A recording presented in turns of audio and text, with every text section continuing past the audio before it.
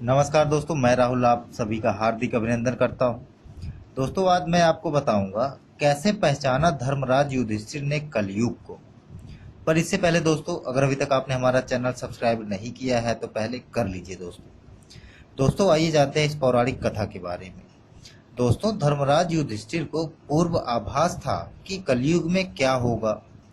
दोस्तों, पांडवों का अज्ञातवास समाप्त होने में कुछ समय शेष रह गया था। पांचों पांडव एवं द्रौपदी जंगल छुपने का स्थान ढूंढ रहे थे। उधर शनि देव की आकाश मंडल से पांडवों पर नजर पड़ी। शनि देव के मन में विचार आया कि इन 5 पांडवों में से बुद्धिमान कौन है, इनकी परीक्षा ली जाए।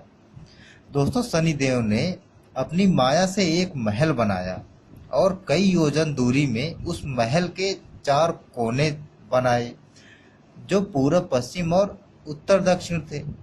अचानक भीम की नजर उस महल पर पड़ी और वो आकर्षित हो गए। दोस्तों, भीम युधिष्ठिर से कहते हैं कि भैया, मुझे महल देखना है। अतः युधिष्ठिर ने कहा कि ठीक है भाई, जाओ देख कर आओ। दोस्तों, भीम महल के द्वार पर पहुंचा तो वहां शनिदेव दरबान के रूप में खड़े थे और भीम कहते हैं कि मुझे यह महल देखना है। तो शनिदेव ने कहा कि ठीक है, यह महल आप देख सकते हो, परंतु कुछ शर्तें हैं। और उन्होंने जो शर्तें बताई, क्रमशः पहली शर्त थी कि शर्त महल में 4 कोने हैं, आप एक ही कोना देख सकते हो।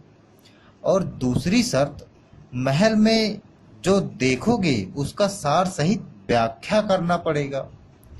तीसरी शर्त थी, अगर व्याख्या नहीं कर सके तो कैदी बनना पड़ेगा। दोस्तों, भीम ने कहा कि मैं सभी शर्तें स्वीकार करता हूं और वह महल के पूर्व छोर की ओर चले गए। वहां जाकर उन्होंने अद्भुत पक्षी, पशु और फल फूलों से लदे वृक्षों का नजारा देखा। और आगे जाकर देखते हैं कि 3 कुएं हैं, अगल बगल 2 छोटे कुएं हैं और बीच में एक बड़ा कुआं है। दोस्तों, बीच वाला बड़े कुएं में पानी का उफान आता है और दोनों छोटे खाली कुओं को भर देता है।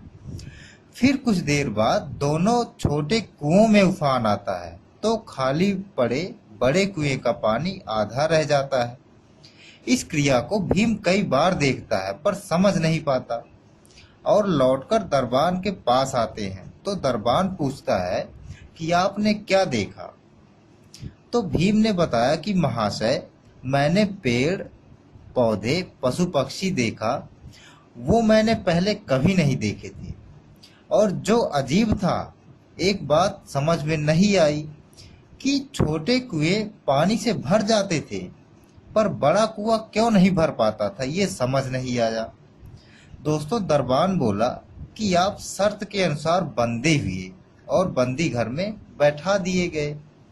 दोस्तों, थोड़ी देर में अर्जुन कहते हैं कि मुझे भी वह महल देखना है। तब दरबान ने शर्त बता दी और पश्चिम वाले छोर की तरफ अर्जुन को भेज दिया।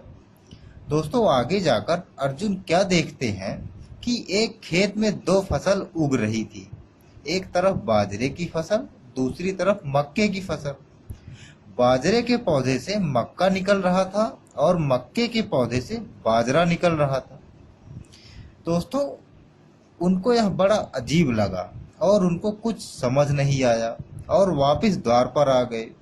तब दरबान ने उनसे पूछा कि आपने क्या देखा। तब अर्जुन बोले कि महाशय, सब कुछ देखा पर बाजरा और मक्के की बात समझ नहीं आई। दोस्तों, शनिदेव ने कहा कि शर्त के अनुसार आप भी बंदी हुए।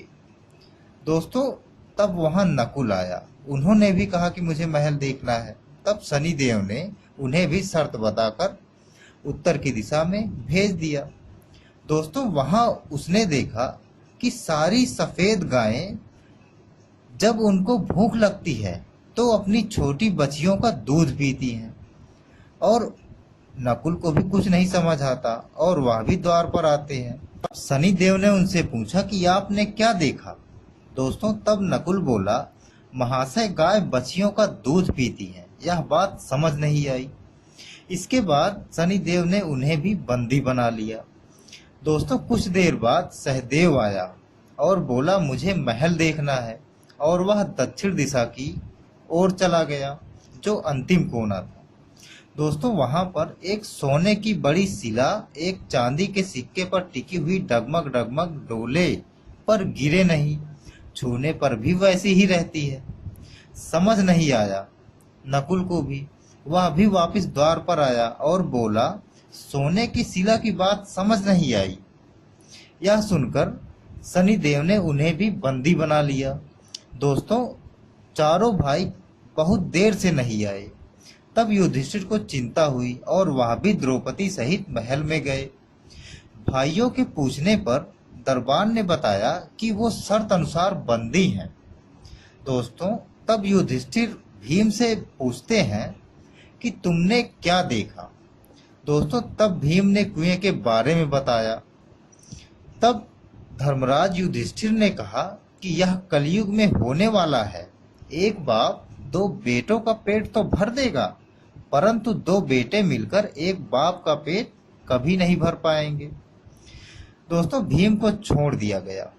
अब अर्जुन की बारी थी। धर्मराज युधिष्ठिर ने अर्जुन से पूछा तो अर्जुन ने बताया कि उन्होंने वह फसल देखी। दोस्तों तब युधिष्ठिर ने कहा कि यह भी कलयुग में होने वाला है, अर्थात वंश परिवर्तन, अर्थात ब्राह्मण के घर शूद्र की लड़की और शूद्र के घर बनिए की लड़की ब्याही जाएगी। दोस्तों यह जवाब पाकर शनिदेव अर्जुन को भी छोड़ देते हैं।